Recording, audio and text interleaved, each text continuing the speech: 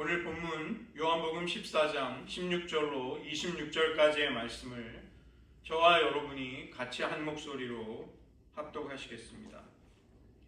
내가 아버지께 구하겠으니 그가 또 다른 보혜사를 너희에게 주사 영원토록 너희와 함께 있게 하리니 그는 진리의 영이라 세상은 능히 그를 받지 못하나니 이는 그를 보지도 못하고 알지도 못함이라.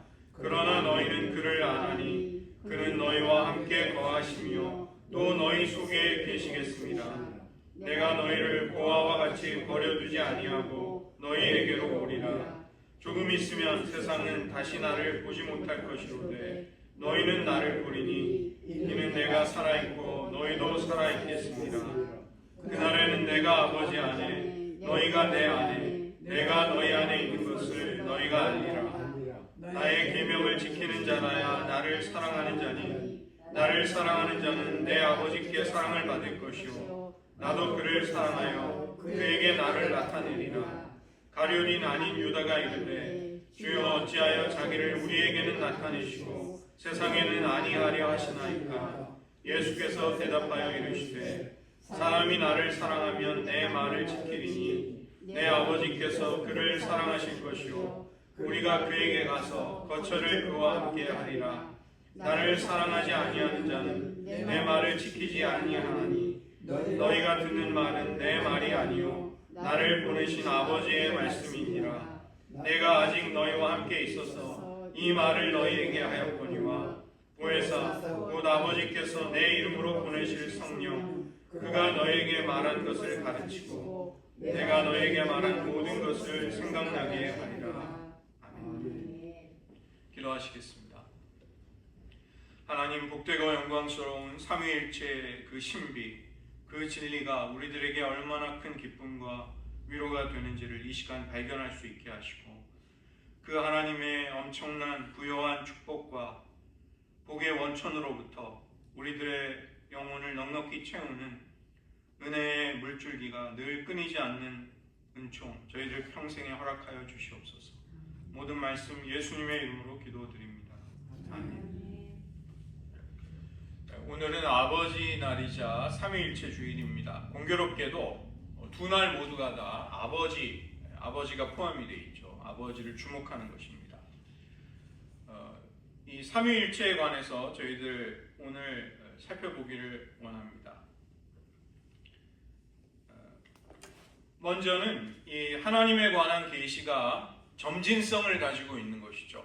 그것은 하나님이 그분의 모든 진리와 풍성한 부요한 그 가르침들을 한꺼번에 우리에게 주시지 않고 시대 속에서 점점 더 하나님이 자기를 드러내시고 우리를 가르치시려는 것들이 점점 더 풍성해지고 깊어지고 폭이 확장돼 간다는 것입니다. 이 하나님에 관해서 기본적인 사실은 여호와 하나님은 한 분이시라는 것이죠. 그 신명기 6장 4절을 보시면 이스라엘아 들으라 우리 하나님 여호와는 오직 유일한 여호와이시니 하나님을 유일한 분으로 유일신으로 그렇게 신앙하고 믿도록 하는 것이죠. 이 히브리어의 수 개념을 볼 때 이 하나님이 유일한 분이시라고 하는 것은 복수의 개념이 섞여 있는 하나를 지칭하는 것입니다. 에하드라는 히브리어는 예를 들어서 포도송이를 우리가 하나라고 할 때 그것은 그 많은 포도 열매들이 모여서 하나를 이루는 것이죠. Unified one, 연합된 전체로서의 하나를 말하는 것입니다. 이것을 하나님의 단일성, 하나님이 유일하신 분이시다, 그분은 한 분이시다 이렇게 말할 때 이 에하드라는 말로 고백을 하는 것입니다. 그 반면에 이 야히드라는 히브리어가 있는데 이것은 그냥 낱개로서의 하나, 딱 하나, 이 numeric one, 숫자상의 개념으로서의 하나를 지칭할 때는 야히드라고 합니다. 그래서 우리 하나님 여호와는 한 분이시다 이렇게 고백을 할 때는 야히드를 쓰지 않습니다. 에하드, 우리 하나님 여호와는 한 분이시다 이런 고백을 하는 것이죠. 고대 근동에서 신을 부르는 가장 일반적인 명칭이 엘입니다. 엘. 이 엘의 복수형이 엘로힘인데 우리가 구약에 보면 하나님을 부를 때 엘로힘이라고 부르죠. 그래서 그것은 복수형이지만 하나님을 지칭하는 것입니다. 그래서 영어 성경이 번역을 할 때 그것을 가드, 하나님이라는 가드 뒤에다 s를 붙여서 가즈, 이렇게 하나님을 지칭하지 않습니다. 가드 뒤에다가 s를 붙이게 되면 그것은 이방에 있는 온갖 잡신들, 이방 민족이 섬기는 여러 종류의 신들을 가즈라고 말하는 것이죠. 그러나 하나님은 이 엘로힘이시기 때문에 하나님을 번역할 때 영어 성경은 가드를 그 스펠링을 대문자로 번역을 합니다. God라는 스펠링을 다 대문자로 번역을 해서 옮겨놓을 때 그 말이 엘로힘이라는 히브리어를 영어 성경에 번역해 놓은 것입니다. 성서학자들은 엘로힘을 장엄형 복수라고 그렇게 특별히 이름을 붙입니다. 하나님은 유일한 분이시지만 그분의 위엄과 영광을 나타내는 하나님의 이름으로서 엘로힘을 쓰는 것이죠. 히브리어에서 단순하게 하나만을 말할 때 the only one을 말할 때는 야히드라는 말을 씁니다. 그래서 이 말은 야히드라는 말은 하나님이 한 분이시라고 할 때는 절대로 사용하지 않습니다. 창세기 2장 24절을 보시면 이러므로 남자가 부모를 떠나 그의 아내와 합하여 둘이 한 몸을 이룰지로다. 이 한 몸, 바사르, 몸이라는 말이 바사르인데 바사르 에하드일까요? 바사르 야히드일까요? 바사르 에하드입니다. 왜냐하면 남녀가 연합하여 하나를 이룬다고 할 때는 남자와 여자가 둘 중에 하나가 없어지고 하나가 되는 게 아니죠. 아니면 일방적으로 한 사람이 모든 인격과 개성을 잃어버리고 하나가 되는 것이 아닙니다. 그리스도 안에서, 언약 안에서 부름을 받은 남편과 아내가 고유한 인격과 정체성과 믿음을 가지고 여전히 가지고서 연합되는 하나가 되는 것이죠. 그래서 바사르 에하드, 한 몸이 되는 것입니다.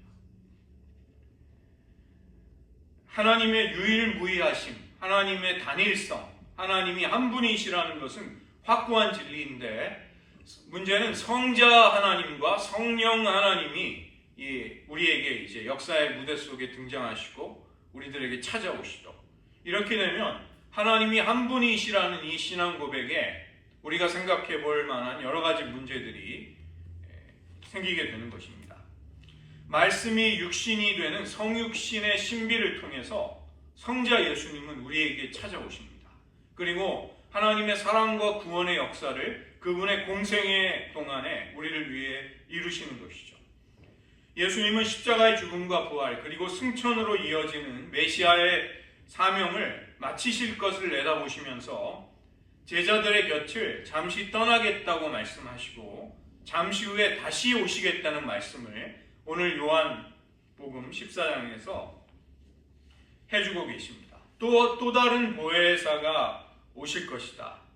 이 보혜사라는 말은 파라클레토스라는 말입니다. 파라는 옆에서, 곁에서라는 뜻이고 클레토스는 칼로스라는 말이 부르다라는 뜻인데 수동 분사형입니다. 부름을 받은 분, 우리 곁에서 우리와 함께 있도록, 그래서 우리를 도우시고 위로하시고 우리를 인도하시도록 부르심을 받은 분, 그분이 파라클레토스죠.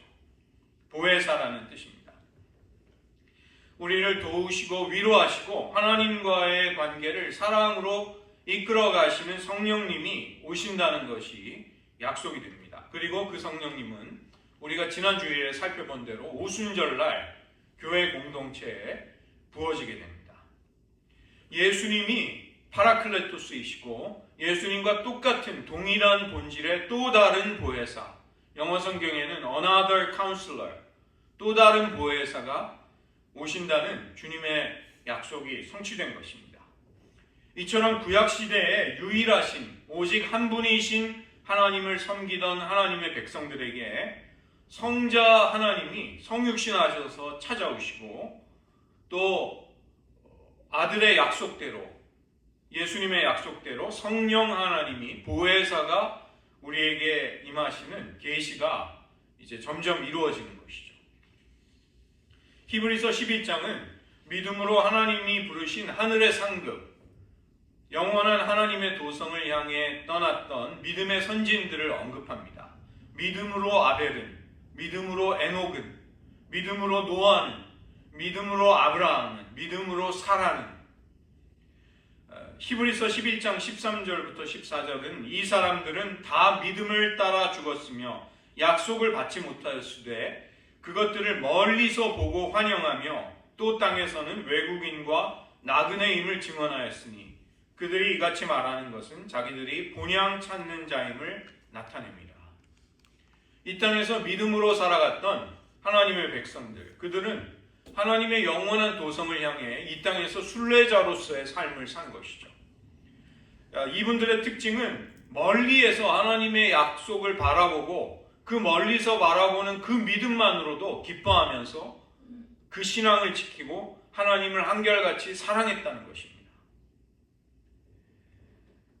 지금 우리는 예수님의 재림이라는 성경의 마지막 약속만을 남겨둔 종말의 때를 살아가고 있죠. 구약시대의 성도들이 멀리서 바라보면서도 환영하고 그토록 참여하기를 사모했던 은혜의 많은 영역들이 이미 성취된 시대를 우리는 살아가고 있는 것입니다. 지금 얼마나 복된, 고난도 많지만 어려움도 많고 악이 점점 강해지는 때이기도 하지만 그러나 놀라우리만치 복된 시대이기도 한 것이죠. 정작 우리 자신은 이것을 잘 느끼지 못합니다. 그러나 만약에 구약시대 성도들이 지금 우리가 신앙생활 하듯이 하고 있는 삶을 본다면 그들은 너무나도 부러워할 것입니다. 아울러서 우리는 우리의 삶이 바로 이런 마지막 시대의 축복에 걸맞게 풍성하고 깊은 신앙으로 하나님을 만나 뵙고 있는가, 그렇게 살아가고 있는가를 또 돌아보게 되는 것이죠. 이 삼위일체라는 말은 하나님이 세 위격이시면서 한 본질을 가지신 하나님이시라는 뜻입니다.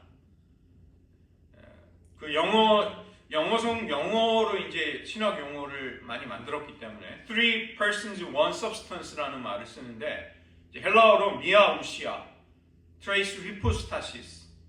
제가 신학교 다닐 때 조직 신학 시간에 시험 치느라고 막 힘들게 막 이 삼위일체에 관한 여러 이론들을 큰 시험지 앞뒤로 2장 빽빽하게 써서 내서 이제 겨우 학점을 잘 받으려고 막 아둥바둥했던 기억이 나는데 라틴어에서 비롯된 말이 트리니티라는 말이죠. 삼위일체. 성경에는 이 트리니티라는 용어가 등장하지는 않습니다. 트리니타스라는 라틴어는 트리가 셋이라는 뜻이고 유니타스가 하나라는 뜻이죠. 셋이 하나이고 하나가 셋이다. 여기에서 삼위일체라는 용어가 나온 것입니다. 삼위일체는 하나님의 통일성과 다양성, 하나님의 충만함을 신학적으로 이제 정의 내리려는 시도인 것이죠. 본질은 하나이고 위격이 세 분이신 하나님, 삼위일체의 역사적인 공식이 이것입니다. 그래서 이 삼위일체라는 이 교리는 신비스럽고 역설적이지만 절대로 모순은 아닌 것입니다. 이 일체라는 말은 본질과 존재에 있어서는 한 분이라는 뜻이고 위격이라는 말은 하나님의 다양성, 성부와 성자와 성령 하나님을 표현하고 있는 것이죠. 성경 속의 이 개념은 너무나도 명확하고 다른 모든 종교와 기독교의 진리를 확연하게 구분짓는 것은 이 삼위일체의 진리가 있기 때문인 것입니다. 성경은 아주 확고하게 하나님의 하나 되심을, 일체성을 신명기 6장 4절에서 우리 여호와 하나님은 한 분이시다 이렇게 분명하게 밝히고 있는 것이죠. 또 한편으로 하나님은 세 위격의 충만한 신성을 분명히 보여주는 하나님이십니다. 그 세 위격은 바로 성부와 성자와 성령인 것이죠. 교회는 이 삼위일체의 진리를 지키기 위해서 생명을 걸고 오랜 기간을 싸워왔습니다. 양태론과 삼신론이라는 이단들이 출현해서 기독교의 진리를 어지럽혔던 것이죠. 양태론이라는 것은 성부와 성자와 성령은 똑같은데 그냥 표현만 다른 것뿐이다. 겉모습만 자꾸 바꿔가면서 나타나시는 것뿐이지 똑같은 분이다. 이렇게 주장하는 이단입니다. 반면에 삼신론이라는 것은 하나님은 성부와 성자 성령이라는 세 분이 각각 따로 계시다. 이렇게 하나가 아니다. 셋이다. 이렇게 주장하는 이단이 삼신론입니다.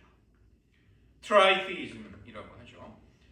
그래서 양태로는 성부와 성자와 성령이 그냥 각각의 모습으로 나타나는데 똑같다. 이런 말을 하게 되면 그리스도와 성령의 신성을 부정하게 됩니다. 그 다음에 삼신론이라는 것은 성부와 성자와 성령이 즉 하나님이 세 분이라고 주장함으로써 에하드, 우리 여호와 하나님은 에하드, 한 분이시다. 유일하신 하나님이시다. 이 진리를 부정하는 이단이 되는 것이죠. 둘 다 삼위일체의 교리를 정면으로 부정하는 이단들입니다. 성부와 성자와 성령이라는 이 실제는 한 존재 안에서 차이를 가지는 것뿐이지 그 본질 자체가 다른 것은 아니죠. 왜냐하면 세 분 모두 하나님이시기 때문입니다. 그러나 삼위의 각 위에 하나님이 하시는 일에는 차이가 있는 것입니다. 구원의 역사는 이 삼위일체 하나님이 함께 연합하셔서 이루어 가시는 생명과 구원의 역사인 것이죠. 그러나 그 활동에 있어서 성부 하나님은 창조와 섭리를 주로 주관하시고 성자 하나님은 피조물을 구속하시기 위해서 이 땅에 오셔서 우리들을 사랑으로 섬겨주십니다. 성령님은 그 하나님의 구속을 성도에게 적용시키고 성도를 거룩하게 하시는 일을 주로 담당하시는 것이죠. 그러나 이 삼위일체의 교리라 할지라도 하나님 되심, 하나님의 신비를 물론 충분히 설명해내지는 못합니다. 인간이 하나님에 대해서 가지는 지식이라는 것은 결코 완전할 수 없다는 것에서부터 출발하는 것이죠. 그렇다 할지라도 이 삼위일체 교리는 우리가 발을 내디뎌서는 안 되는 곳에 경계가 어디까지인가 이것을 정해주는 것입니다. 인간의 이성, 인간의 사고가 얼마나 한계를 가질 수밖에 없는가가 이 삼위일체라는 진리 앞에 서면 우리는 그것을 뼈저리게 느끼는 것이죠. 우리에게 어떤 의미에서는 한 분이시고 어떤 다른 의미에서는 셋이신 하나님, 이것을 드러내고 있는 하나님의 말씀, 또 성경의 계시를 신뢰하라, 믿으라, 이것을 요구하십니다. 본질적으로는 하나이시고 위격에 있어서는 세 분이신 하나님, 하나님의 하나 되심과 아울러 성부와 성자와 성령 하나님의 신성을 우리는 모두 동시에 붙들고 그것을 증언해주고 있는 성경을 믿어야 한다는 것입니다. 삼위일체를 보여주는 대표적인 구절이 예수님이 세례를 받으시는 장면이죠.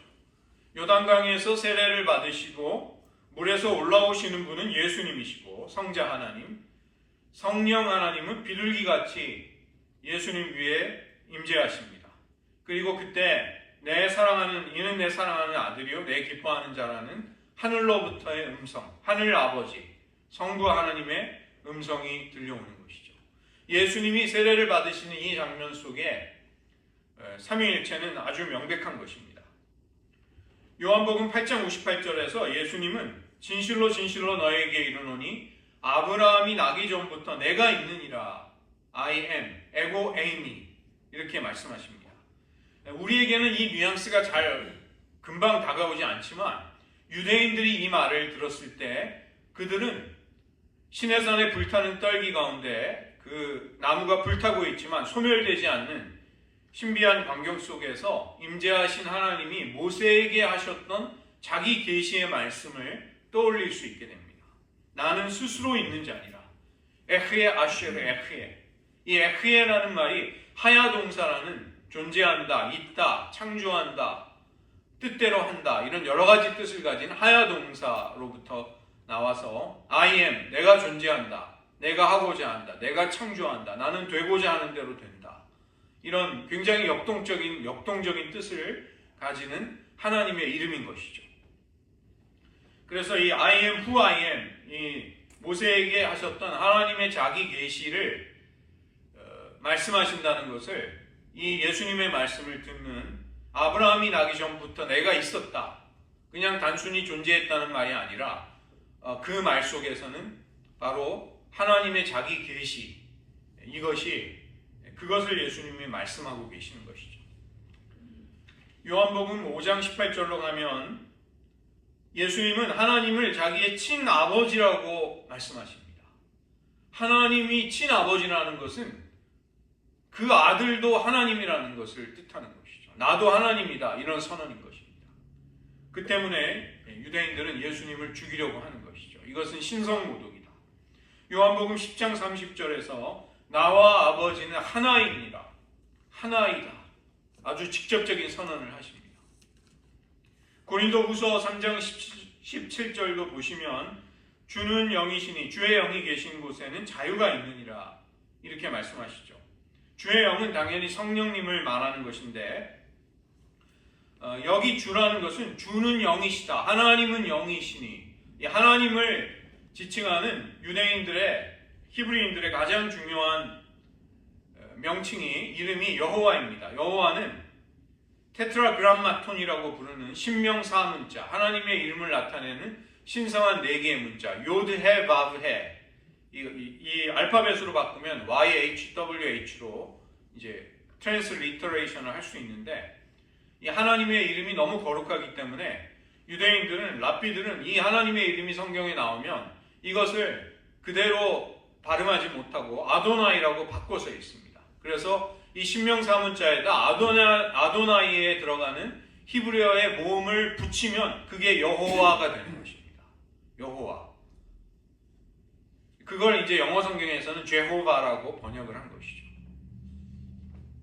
그래서 주의 영이라고 말할 때 성령님을 지칭할 때 여호와라는 이름을 연상시키는 것입니다. 다 이게 삼위일체가 배경에 있지 않고는 이런 표현이 나오지 못하는 것이죠.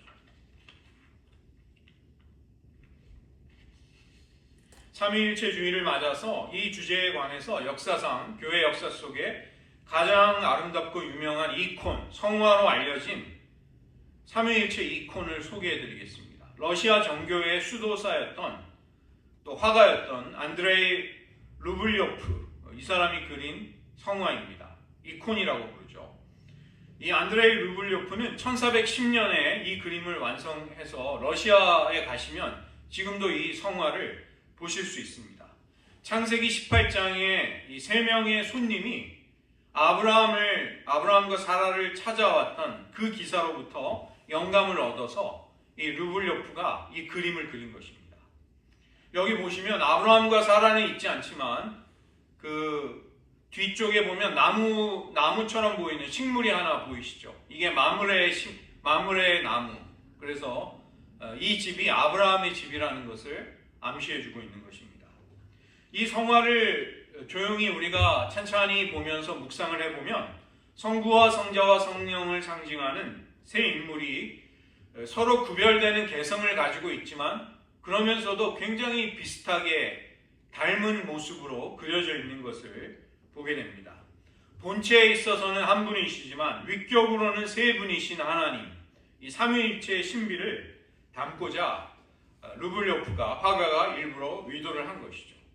세 분은 가운데 나무 탁자를 두고 앉아 계신데 그 중심에는 잔이 있습니다. 이 잔은 성찬을 상징하게 되고 그 성찬을 향해 손을 뻗으시는 가운데 계신 분이 성자 예수님을 상징하는 것이죠. 그리고 이 가운데와 오른쪽에 있는 분이, 두 분의 시선이 왼쪽에 있는 분을 향하죠. 그러니까 왼쪽에 있는 분은 성부 하나님을 상징하게 되는 것입니다. 우리 신앙인이 삼위일체를 묵상한다는 것은 어떤 딱딱한 관념, 재미없는 신학자들의 어떤 교리를 묵상하는 것이 아니라 삼위일체 하나님의 그 깊은 연합과 사랑으로 인도를 받고 초대를 받는 것입니다. 이 성화를 깊이 관조하고 묵상을 할 때 그 사랑의 신비를 고백할 수 있게 되고 느끼는 것이죠. 이 루블요프가 수도사였기 때문에 삼위일체의 신비를 깊이 묵상하면서 성경을 읽으면서 이 그림을 정성스럽게 그린 것입니다. 이 그림을 보면 세 분은 고요히 앉아 있는 것처럼 보이지만 또 동시에 서로가 서로에게 향하는 사랑의 움직임이 이 그림 전체를, 화면 전체를 휩싸고 있는 것을 볼 수 있는 것이죠. 하나님의 상호내주, 서로가 서로에게 속하여 계신 상호내주의 신비, 우리는 그 거룩한 자리에 발걸음을 들여놓는 것입니다.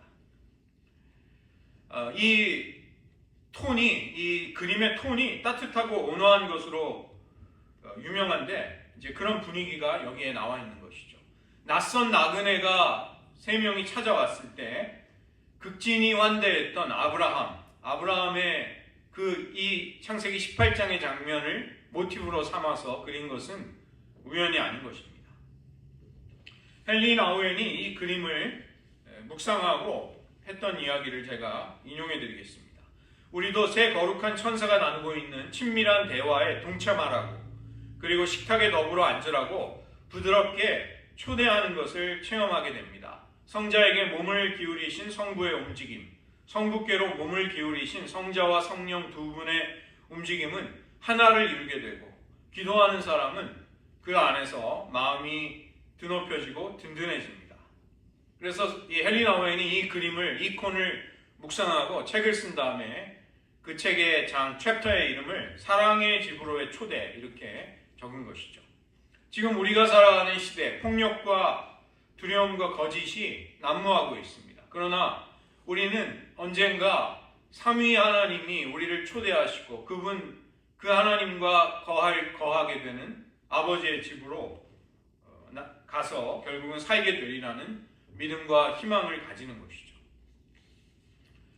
이 안드레이 르블요프는 1360년에 태어났는데, 그때 타타르족이 러시아를 지배하고 있던 아주 어려운 때였습니다. 너무나 많은 전란과 약탈과 가혹한 폭력과 살인이 자주 일어나는 시대, 러시아 백성들에게는 너무나 고통스러운 시대였던 것이죠. 그때 이 안드레이 르블요프는 이 이콘을 그리면서 사람들의 심령 속에 하나님의 평안이 깃들기를 원했던 것입니다.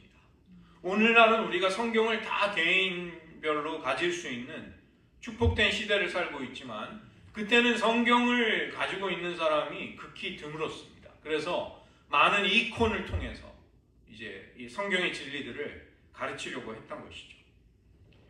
안드레이 르블요프의 그림이 본격적으로 주목을 받은 것이 1906년이었습니다. 무려 600년이나 지나서 이 그림이 복원이 됨으로써 세상에 나타나게 된 것이죠.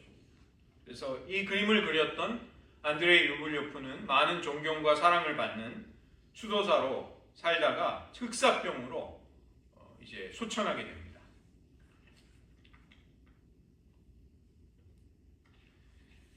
우리는 오늘 본문 속에서 아버지가 아들을 보내시고 승천하셔서 영광을 얻으신 아들은 아버지께 요청드려서 성령님을 보내주신다는 진리를 깨닫게 됩니다.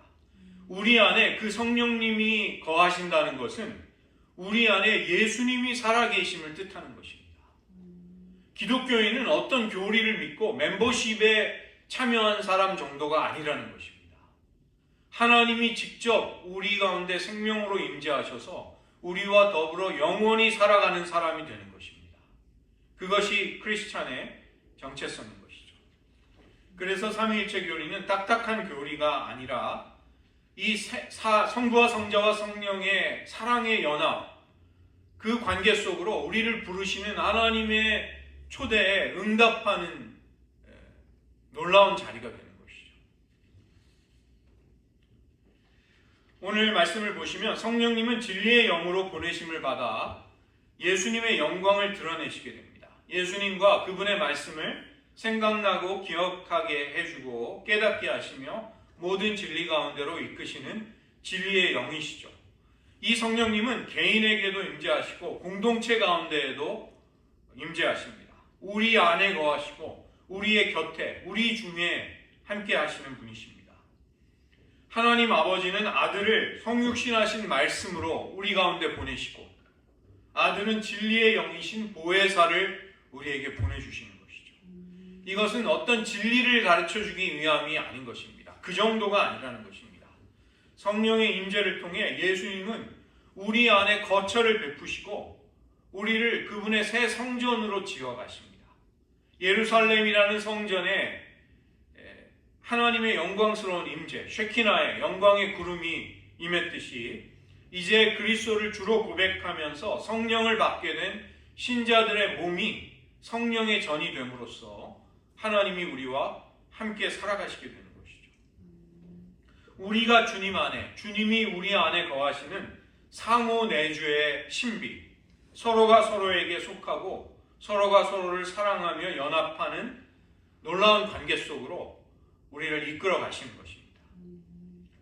이 스타워즈에 보면 자주 등장하는 말이 Force be with you. 포스가 너에게 있기를. 이렇게. 그 포스는 이제 우주에 깃들여 있는 제다이가 그 신비스러운 능력을 발현하게 하는 우주적인 힘을 말하죠. 마치 성령님을 이 스타워즈의 포스처럼 생각하는 사람들이 있습니다.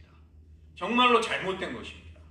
성령님은 완전한 하나님이시고 우리에게 임재하시고 우리에게 찾아와 주시는, 우리와 교제하시는 분인 것이죠. 성령님은 예수님의 임재를 우리 안으로 가져오십니다. 그분 자신이 바로 하나님이시기 때문에 그런 것이 가능한 것입니다. 그래서 예수님과 우리는 영원히 함께 사는 것이죠. 장차 천국에 들어가서는 물론이려니와 이 땅에서부터 그러한 삶이 시작이 된 것입니다. 우리 그리스도인의 이 놀라운 관계, 축복은 무엇에 근원하고 있는가? 무엇을 기원으로 삼고 있는가? 어디에서부터 우리 신앙인의 이 복됨이 나오게 되는가? 바로 삼위일체라는 진리로부터 나오는 것입니다. 성부와 성자와 성령 하나님이 서로를 사랑하시고 서로에게 속하며 연합하시는 그 신비스러운 관계 속으로 우리들을 이끌어 가시는 것이죠. 이것이 신앙생활입니다. 기독교 신앙을 이 땅에서 잘 되고 성공하고 사회생활 하는데 도움이 되는 것이라고 생각하면서 신앙을 믿는다면 이 삼위일체의 신비와 놀라운 은총 속으로 우리를 부르신 하나님의 의도에 얼마나 부족하게, 얼마나 천박하리만치 얄팍하게 신앙생활을 하게 되는 것인지 모른다는 것입니다. 단지 1년에 한 번 이 삼위일체 주일이 찾아올 때 떠올릴 만한 그런 주제가 아니라는 것입니다. 삼위일체의 신비와 성육신의 신비는 우리의 평생에 묵상하고 또 기도하고 그 은총을 주신 하나님께 감사드려야 할 제목이자 주제인 것이죠. 우리의 평생에 이 삼위일체의 하나님, 세 위격이시지만 동일하고 연합한 한 분이신 하나님을 사랑하는 그러한 신앙이 계속되시기를 원하고 그 코이노니아, 그 삼위일체 하나님의 교제 속으로 우리를 부르신 하나님의 은총에 기쁨으로 응답하시는 삶이 되시기를 주님의 이름으로 축원드립니다. 이 시간 오늘 삼위일체 주일을 맞이해서 함께 잠시 기도하겠습니다. 하나님 아버지께서 자신을 히브리 민족 가운데 계시하셨습니다. 여호와라는 언약의 이름으로 계시하셨죠. 그리고 그분은 자기의 아들을 성육신하신 말씀으로 이 땅에 보내십니다. 그리고 예수님이 이제 승천하셔서 하나님의 보좌 우편으로 영광을 얻으실 때가 되자 예수님은 보혜사를, 또 다른 파라클레토스를 우리에게 보내주시겠다고 약속하시고 그 약속이 오순절에 이루어진 것입니다. 놀랍게도 우리는 지금 어떤 교리, 가르침을 믿는 자들이 아니라는 것이죠. 위대한 지도자를 따르는 사람이 아니라는 것입니다. 우리는 하나님의 살아계심과 임재를 우리 안에 모시고 그분 안에 살아가고 그분이 우리 안에 살아가는 상호내주의 신비 속에 살아가는 것입니다. 성부와 성자와 성령이 어울려서 함께 주시는 그 춤으로 우리는 이끌려 그 코이노니아 속으로 초청을 받은 것입니다. 이 엄청난 진리를 우리는 묵상해야 합니다.